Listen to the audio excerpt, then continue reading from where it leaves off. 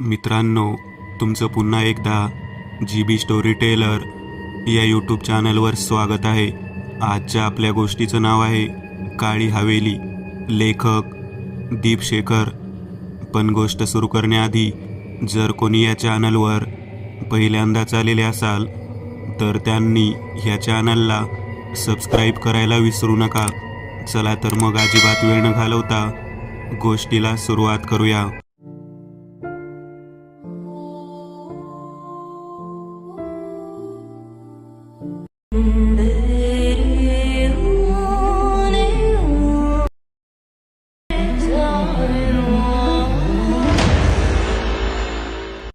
आजच्या दिवशी जाम लोचा झाला रे शैल्या. तुझं ऐकलं असतं ना तर हा टाईम आपल्यावर आलाच नसता बघ. पण साला अंगात मस्ती जाम रे. आता कळतंय तू काय एवढा जीव ताणून सांगत होता ते. शरीरातील सर्व त्राण संपलेला अमित चेहरा रडवेला करून शैलेशला सांगत होता. शैलेश त्याला पाहून फक्त हलकेच गालात हसला. आम्या, आता जे झालंय ते भोगलं पाहिजे बाबा.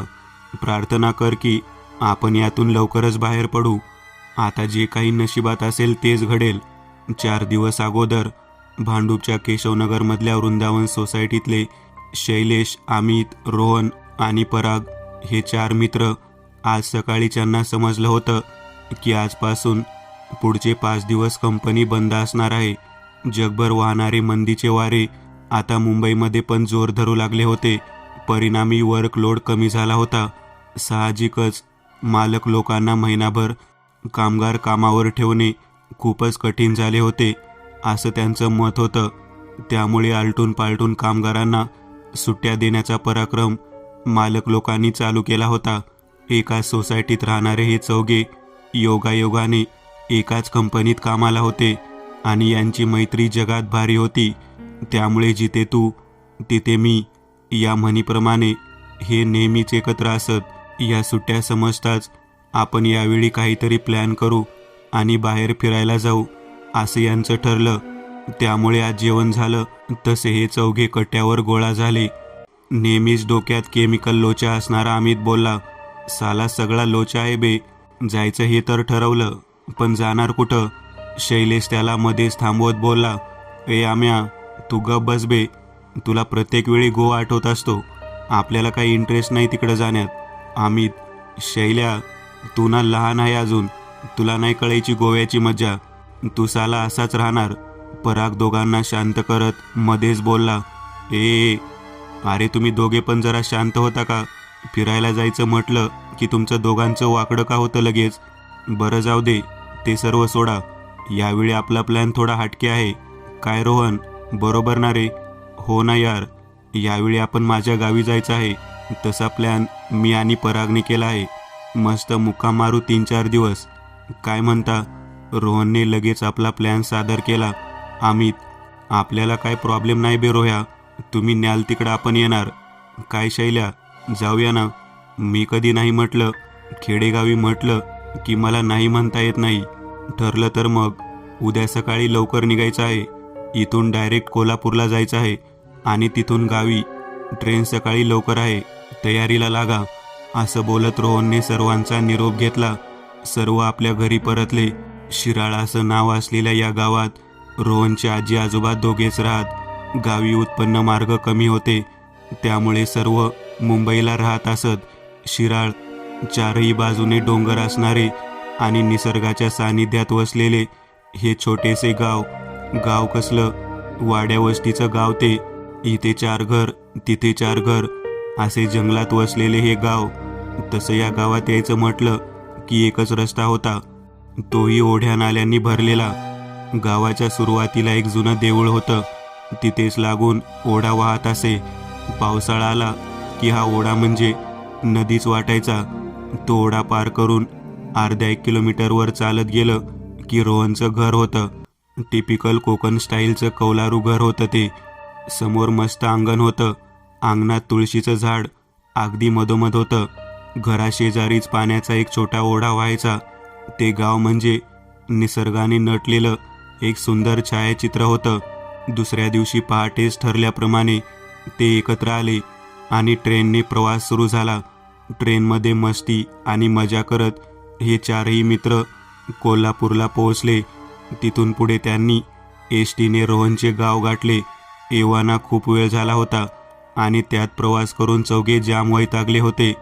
गावातील घरी पोहोचताच चौघे जेवण करून लगेच झोपी गेले. गावाकडे अंगणातच झोप लागते मुंबईकरांना, त्यामुळे हे चौघे बाहेरच झोपले. रात्रीचे 12 वाजले असतील. अचानक एक विचित्र आवाज शैलेशला ऐकू आला. तसा तो जागा झाला, पण आसपास कुठंच काही दिसत नव्हतं. त्यामुळे काहीतरी भास झाला असावा या विचारानं तो झोपी गेला. काही क्षण असेच गेले असतील आणि परत एकदा एक मोठा आवाज झाला आणि यावेळी चौघे पण जागे झाले. कसला आवाज असेल हा? गावातील पण खूप लोक या आवाजाने जागी झाली, पण सर्व लोक घरातून फक्त बाहेर आली आणि थोडा वेळ थांबून लगेच परत आपल्या आपल्या घरात जाऊन झोपली. रोहनच्या आजोबांनी त्या चौघा पोरांना, झोपा, हे इकडं रोजचं आहे. तशी सर्व परत झोपी गेली. सकाळी सकाळी सूर्याचं कोवळं ऊन अंगावर पडलं आणि चौघे जागे झाले. शैलेशच्या डोक्यात अजून पण रात्रीचा विषय डोक्यात येत होता. आजी आजोबा अंगणात चुलीसमोर बसले होते. अमित, रोहन आणि पराग शेजारी असणाऱ्या ओढ्यात उतरले. शैलेशही त्यांच्यासोबत गेला, पण त्याचं डोकं मात्र त्या आवाजात गुंतलं होतं. कसला होता तो आवाज? आणि रोजच आवाज येतो म्हणजे काय? काय बे शैल्या, कसल्या विचारात पडला बे तू? काय नाही रे, तो रात्रीचा आवाज. सर्व गाव जागा झाला होता, त्याचाच विचार करतोय. अरे हां बे, मला पण हा विचार आला होता, पण आपल्याला काय करायचंय त्याचं? सोडून दे बे. असे बोलत त्यांनी आपली मस्ती सुरू ठेवली. सर्व आटोपल्यावर ते पुन्हा अंगणात एकत्र आले. आज काय करायचं याचा प्लॅन ते करू लागले. तोच आजोबा तिथे आले तसा शैलेशने प्रश्न केला, आजोबा, तो रात्रीचा आवाज कसला होता? तुम्ही म्हटला हे रोजच होता असं. काय मॅटर आहे हा? अरे बाळा, तो आवाज होय, तेव्हा आम्ही रोजच ऐकत असतो र. त्याची सवय झाली आम्हाला आता, त्यामुळे तिकडं जास्त लक्ष नाही देत आम्ही. आणि तुम्ही बी नका लक्ष देऊ तिकडं. आजोबा बोलते झाले. तसं नाही हो आजोबा, कसं आहे, आपल्याला तो आवाज वेगळा वाटला. सांगा की आजोबा, हे काय होतं नेमकं? अमितने पण आता शैलेशची बाजू ओढली. तसे सर्वच आजोबांना विचारू लागले. तसे आजोबांनी एक मोठा उसासा घेतला आणि पुढे असणाऱ्या गर्द झाडीत नजर फिरवत बोलले, पोरांनो, तो आवाज म्हणजे या शिराळ गावाला लागलेला शाप आहे, शाप. तो आवाज आम्ही लहान असल्यापासून ऐकत आलो आणि आजबी आम्ही तो आवाज ऐकतोच आहे. पराग, पण तो आवाज येतो तरी कुठून हो आजोबा? पराग मध्येच बोलला. तसे आजोबा मागे फिरले आणि त्या चौघांकडे पाहत बोलले, पोरांनो, मुंबईसनं आलायसा, निवांत राहा, खा प्या, मजा करा, कशाला यात पडताय? ओ आजोबा, सांगा की आता. चौघे पण ऐकत नाहीत हे पाहून आजोबा हातबल झाले. तो आवाज आला ती जागा म्हणजे काळी हवेली. काळी हवेली? चौघे एका सुरात बोलले. होय, काळी हवेली. तशी ती लई जुनी आहे आणि तिथे घडलेला किस्सा बी तसाच लई जुना आहे. त्यावेळी मी लहान होतो. रोहनच्या बापाला सगळं ठाव आहे याबद्दल. पण आजोबा, मला बाबा कधीच नाही बोलला याबद्दल. म्हणजे मी गावी खूप वेळ आलो, पण आजवर कधीच ऐकलं नाही याबद्दल. अरे बाळा, त्याचं काय आहे? याबद्दल आम्ही एकतर कुणाला सांगत नाही आणि सांगितलं तरी बी कोणाला पटत नाही. उगा का आटापिटा करा. आणि त्या शहराकडची माणसं असल्या गोष्टीवर विश्वास ठेवत नाहीत. असं काय आहे हो आजोबा त्या हवेलीत? म्हणजे झाले तरी काय आहे? होय आजोबा, काय मॅटर आहे नेमका आम्हाला पण सांगा की. पहिली ही हवेली लई प्रसिद्ध होती. तेव्हा तिचं नाव पाटील हवेली असं होतं. त्यावेळचं इनामदार म्हणजे प्रतापराव पाटील. लय मोठं घर होतं या गावात. समध्या गावाची पाटीलकी त्यांच्याकडं होती. गावात फक्त त्यांचा सबूत चालायचा. गावात काय बी झालं की पाटील सगळं पाहायचा. लोक पण त्याच्या शब्दाबाहेर नसायची. ते म्हणतील तोच निर्णय असायचा. तसा माणूस एकदम जुजबी होता. हलक्यात न्याय नसायचा. एकदम चोख आणि योग्य न्याय असायचा. ती हवेली लय टोलेगंज होती. हवेलीत आत गेलं की नुसतं दिमागदार रुपडं बघूनच डोळ्याचं परं फिरायचं. ह्या मोठ्याच्या मोठा लाकडी दरवाजा होता हवेलीला. किती तर माणसं तिथं कामाला होती तेव्हा. माझा बाप पण तिथंच होता, रखवालदार म्हणून. त्याच्यामुळं मला हे समद ठाव झालं. समद कसं जग चाललं होतं. पण म्हणत्यात नवं, जेव्हा जेव्हा समद चांगलं चाललं असतं, नेमकं तवाच नियतीचा फेरा मागं लागतो. पाटलाचं तसंच झालं. पाटलाची एकुलती एक पोरगी होती, दिसायला लाखात एक होती असं बा सांगायचा. म्या तर उभ्या आयुष्यात तिला कधी बघितली नाही. तिथंच हवेलीत काम करणाऱ्या सदानंदमधी पाटलाच्या पोरीचा जीव अडकला होता. हे समद पाटलाला जोवर माहीत नव्हतं, तोवर त्या दोघांचं गुपचूप सगळं चालू होतं. पण त्या दिवशी पाटलानं स्वतःच त्या दोघांना एकत्र पाहिलं आणि पाटलाची तळपायाची आग मस्तकात गेली.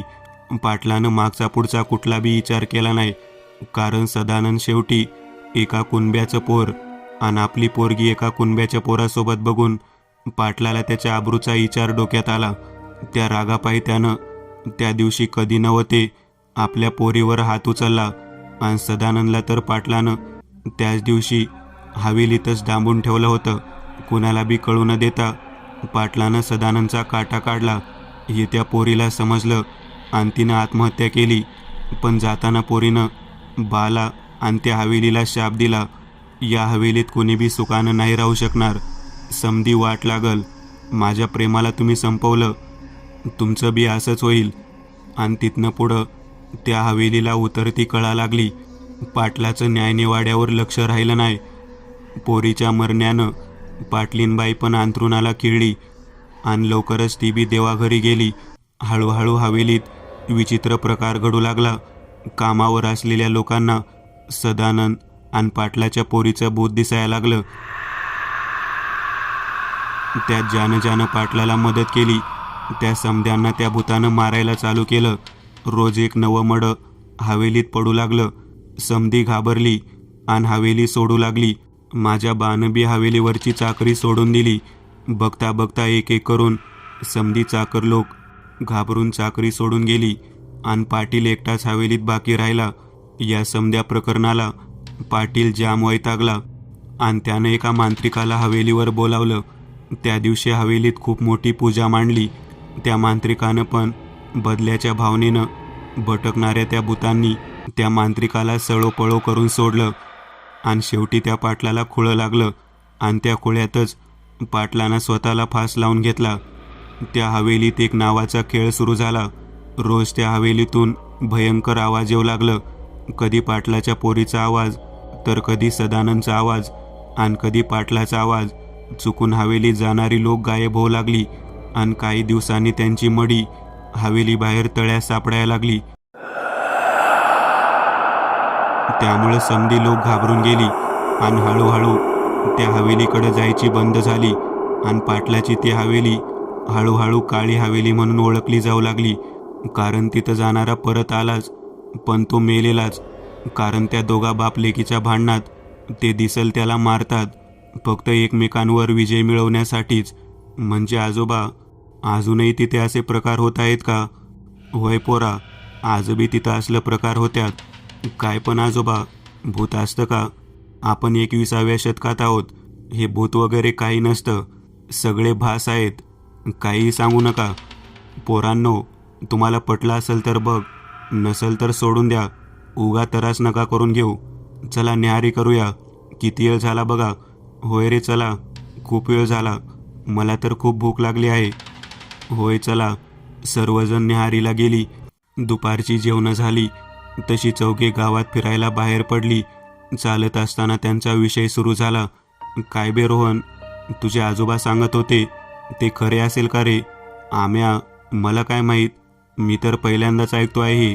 मी काय म्हणतो, आपण जाऊया का पाहायला ती काळी हवेली? अजिबात नाही जायचं. आपल्याला माहिती तरी आहे का तिथं काय आहे आणि काय नाही? उगाच काही रिस्क नको. शैल्या, तू दळभद्रीच आहेस बघ. जरा काही करायचं म्हटलं की तुझं रडगाणं चालू होतं बघ. हे बघ अमित, आपण इथे नवीन आहोत. भूताखेतावर माझाही विश्वास नाही, पण आजोबा जे काही सांगत होते त्यावरून ती हवेली धोकादायक असणार हे नक्की. उगाच नवीन काही उंचवतात नको. शैल्या, तुला यायचं असेल तर चल, नसेल तर नको येऊ. मी तर जाणार आहे. आम्ही आणि रोन्या, तुम्ही येणार आहे का रे? येणार असाल तर चला. आपण तर साला कधीच तयार आहे. या शैल्याची नाटकी बघत होतो. चला. हो, मी पण येणार आहे. अरे माझं ऐका रे, नको जायला तिकडे. शैलेशकडे जराही लक्ष न देता रोहन, पराग आणि अमित हवेलीच्या वाटेला लागले. त्यांच्या नजरेत आता फक्त ती काळी हवेलीच दिसत होती. त्यांची पावले अचानक वेग घेऊ लागली. त्यांच्या चालण्यावरून असं वाटत होतं की जणू काही ती हवेलीच त्यांना बोलावत होती. गाव संपला आणि दोन्ही बाजूंनी दाट झाडी असलेली एक वाट सुरू झाली. समोर एक बंद केलेलं भलं मोठं लोखंडी गेट त्यांना दिसलं. ते तिघे धावतच त्या गेटपाशी पोहोचले. गेटवरून अमितने आत असणाऱ्या हवेलीकडे पाहिले. अरे हीच आहे ती काळी हवेली. तुला कसं कळलं रे? अरे बिंडोक, ते बघ तिथे एक बोर्ड आहे, पाटील हवेली. अरे हां, हीच ती हवेली. मग जायचं का आत? काय विचारतो बे, चल की आत. तिघांनी पूर्ण ताकदीनिशी ते लोखंडी गेट जोरात ढकलले. तसे कर्र आवाज करत ते गेट ओपन झाले. तसे एकदम जोरदार वाऱ्याची झुळूक आली. त्या वाऱ्याने हवेलीच्या अंगणात असलेला पालापाचोळा सळसळला. हवेत धुरळा उडाला. हवेलीच्या मुख्य दरवाजावर असणारी घंटा त्या झुळकीने ठणठण वाजू लागली. वारा बंद झाला, पण त्या घंटेचा नाद मात्र तसाच चालू होता. जणू काही तो सांगत होता की परत फिरा.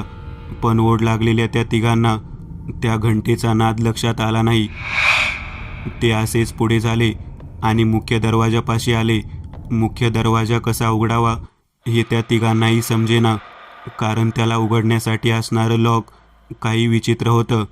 त्यांनी दरवाजा ताकद लावून ढकलून पाहिला, ओढून पाहिला, खूप प्रयत्न केले, पण काहीच उपयोग होत नव्हता. अमित थोडा निराश झाला आणि त्याने एक जोरदार लाथ त्या दरवाजावर मारली. त्याचबरोबर एक कर्र आवाज झाला आणि तो दरवाजा उघडला. त्या तिघांना काही समजले नाही, पण दरवाजा उघडला हे पाहून ते खुश झाले. त्या तिघांनी आत प्रवेश केला. तोच मागून एक आवाज आला, अरे थांबा, मी पण येतोय. मला माहीत होतं शैल्या तू येणार ते. साला तू आमचा जिगरी आहेस. आम्या गप तू. तुम्ही काय ऐकणार नाही माहीत होतं मला, पण तुम्हाला असं सोडून जाणं योग्य वाटलं नाही म्हणून आलो. चल यार, चला पाहूया काय आहे या हवेलीत. ते चौघेही आत गेली. तसे हवेलीचे मुख्य दार एकदम जोरात आदळली आणि मुख्य दरवाजा बंद झाला.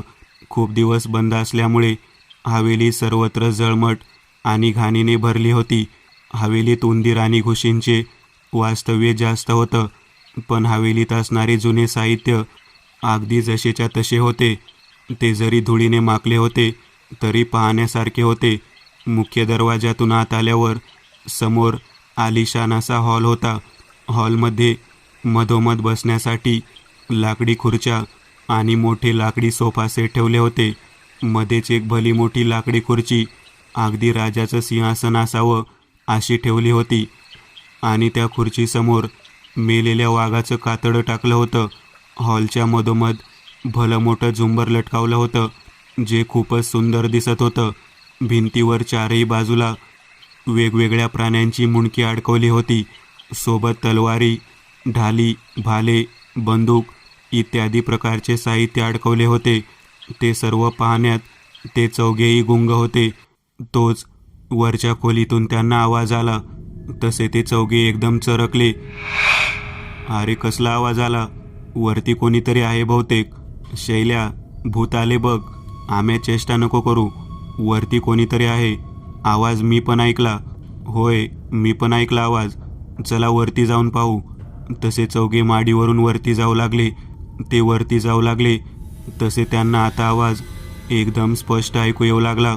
वरच्या खोलीत कोणीतरी काही बोलत होते. ते चौघे त्या खोलीपाशी आले आणि पाहू लागले. खोलीला असणाऱ्या खिडकीतून ते आत पाहू लागले.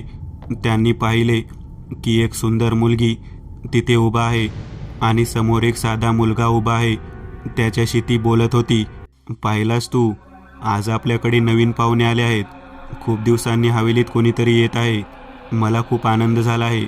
हो, आज खूप दिवसांनी हवेलीत पाहुणे आले आहेत. त्यांची चांगली खबरदारी घेऊ. त्यांच्यावर लक्ष ठेव. आपल्याला खूप दिवसांनी मेजवानी मिळत आहे. आणि हो, तात्याही इथेच आहेत, हे विसरू नको. त्यांच्यात एवढा संवाद झाला आणि आवाज बंद झाला तसे त्या चौघांनी त्या खोलीचा दरवाजा उघडला. आत जाताच ते चौघे एकमेकांकडे पाहतच राहिले. अरे इथं तर कोणीच नाहीये. मग मग तो आवाज कोणाचा होता? हो, इथे कोणीच नाहीये. काय भानगड आहे ही?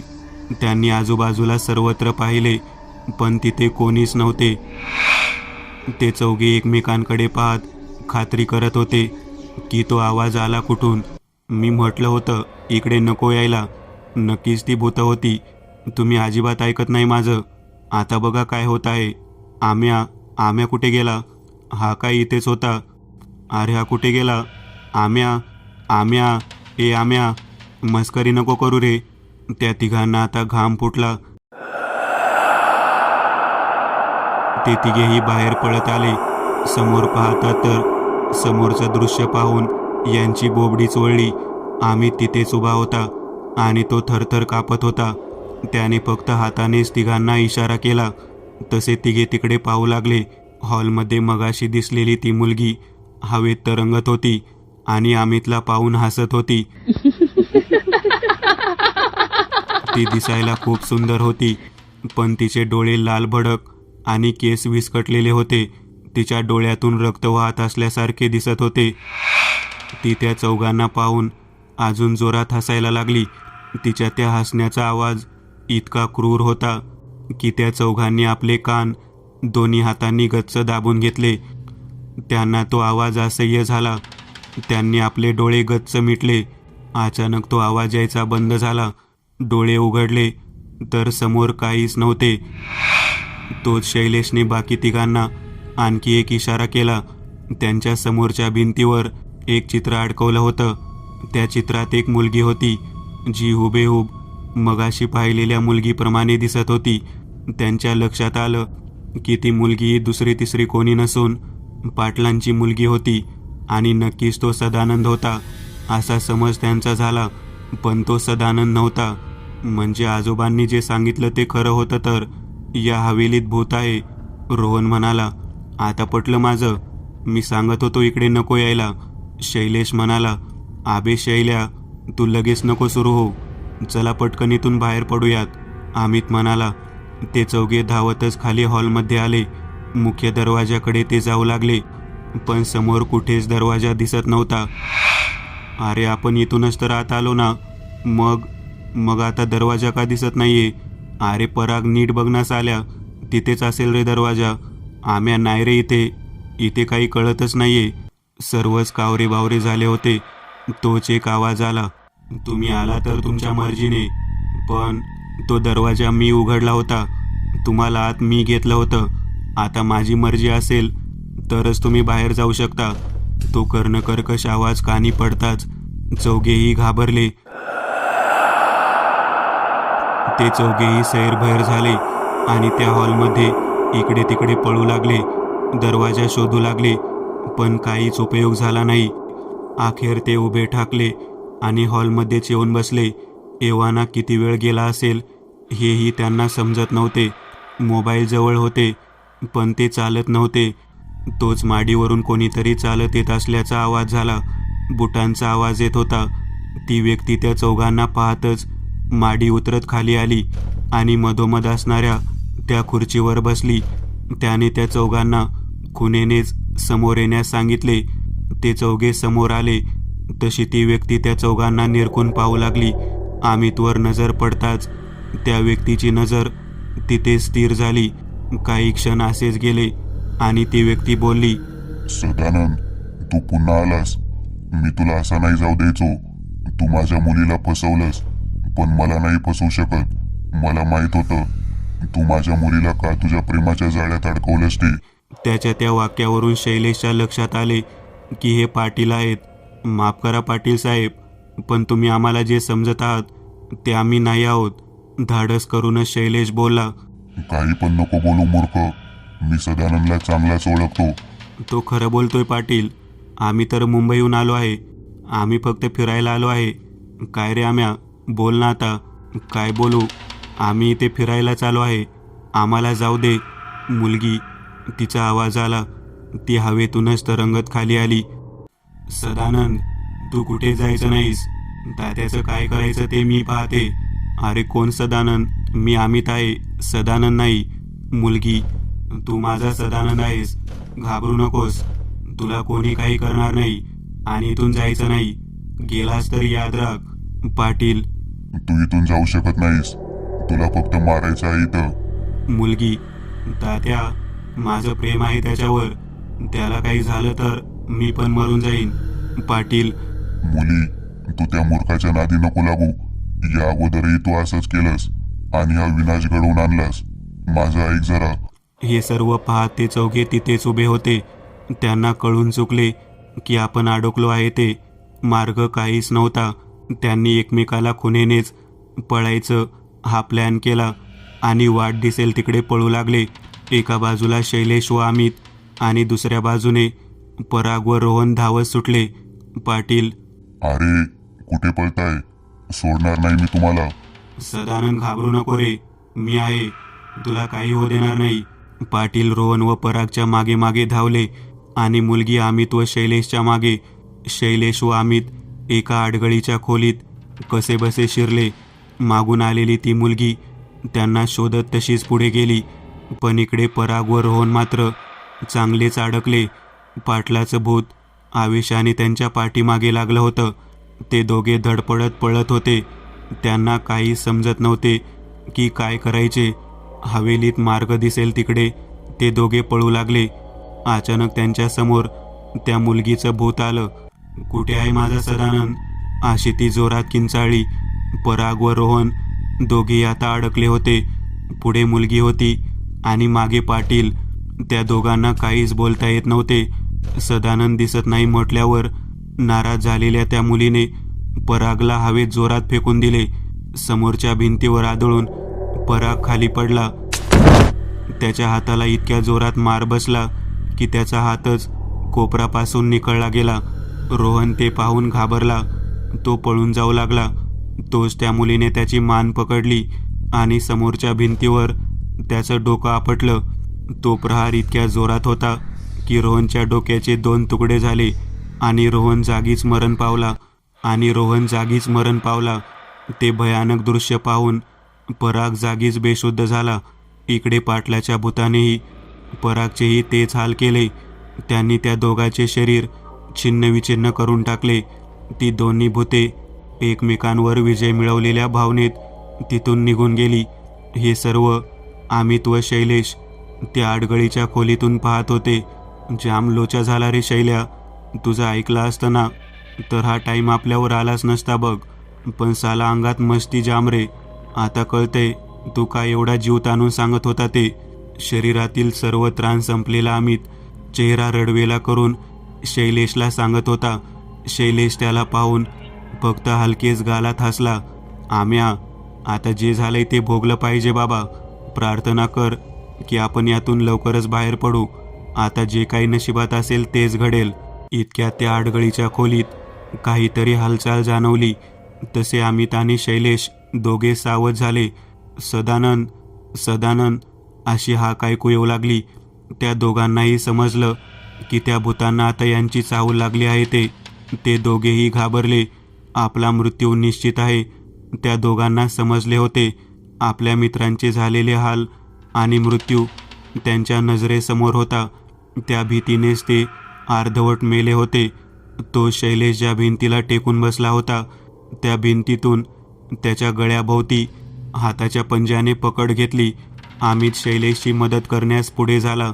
त्याने ते हात हटवायला सुरुवात केली. तोच एकदम कोणीतरी त्याचा पाय पकडला आणि त्याला हवेत भिरकावलं. अमित आता हॉलमध्ये जाऊन पडला होता. इकडे शैलेश सुटका करून घेण्यासाठी तडफडत होता.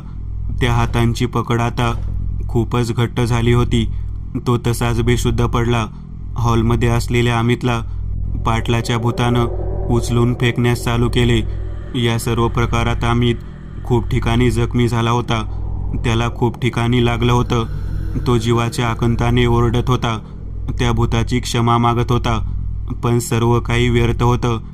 एव्हाना बेशुद्ध असलेल्या शैलेशचा गळा आपल्या टोकदार नखांनी चिरून त्याचं रक्त पिण्यात गुंग असणारी मुलगी आमितच्या आवाजाने सैरभैर झाली.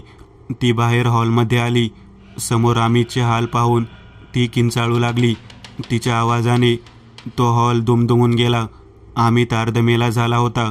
ती मुलगी पाटलांना अडवायला पुढे झाली, पण अमितपर्यंत ती पोहोचण्याआधीच पाटलांनी अमितच्या मानेवर तलवार चालवली आणि अमितचे मुंडके धडापासून वेगळे झाले. त्याच कर्णकर्कश आवाजात किंचाळत ती मुलगी अमितपाशी आली आणि सदानंद सदानंद अशी जोरात ओरडू लागली. सर्व गाव आज पुन्हा जागा झाला. त्या आवाजाने ते घाबरले देखील, कारण नेहमीपेक्षा यावेळी हा आवाज खूपच भयानक होता. दुसऱ्या दिवशी सकाळी हवेलीजवळ असणाऱ्या तलावात 4 मृतदेह मिळाले. सर्व गावकरी जमा झाले. त्याचवेळी रोहनचे आजी आजोबा जे बाहेरगावी गेले होते ते देखील हजर झाले. त्यांनी ते मृतदेह पाहताच आपल्या रोहनला ओळखले. कोणाला काही समजत नव्हते की नेमकं काय झालं असेल. पुन्हा एकदा काळी हवेली आपला खेळ करून शांत चित्ताने उभी होती. हवेलीने आपले सावज आधीच हेरून ठेवले होते, म्हणूनच तर ती प्रसिद्ध होती, काळी हवेली. मित्रांनो, आज पुरतं एवढंच. तुम्हाला जर काही गोष्ट आवडली असेल तर नक्की लाईक करा.